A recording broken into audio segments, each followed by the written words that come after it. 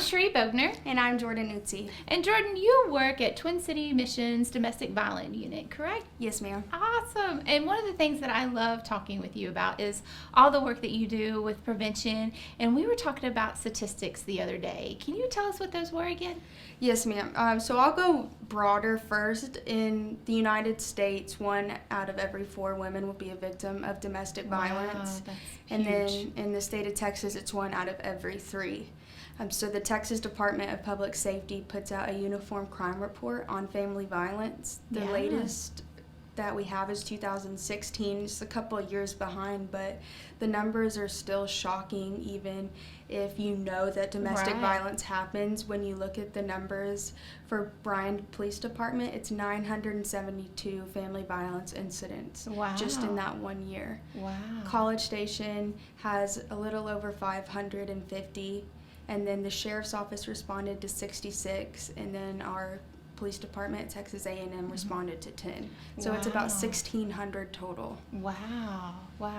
And the other thing that we were talking about is you have like a favorite author for domestic violence. Yes. Tell me about that person. So my most favorite author is Lundy Bancroft, and Yeah. he is one of the first people to actually start a batterer intervention program. So he actually works with the perpetrator, the abuser, and to try and possibly change their cycle of why they are the way they are. Exactly. And that was the name of his book too, wasn't it? Why Does He Do That? Yes, ma'am. Wow. Yeah, that book goes into extreme detail about why a man would do this, or even woman if the woman is the offender, or why they think like this. This is why they say these things to you of power and control.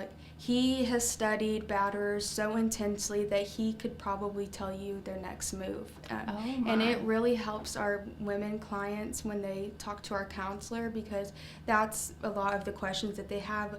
Why would he say this to me if he loves me? Or why would he hit me if he loves me? And he said he wants to change. I thought he's going to change, and he didn't.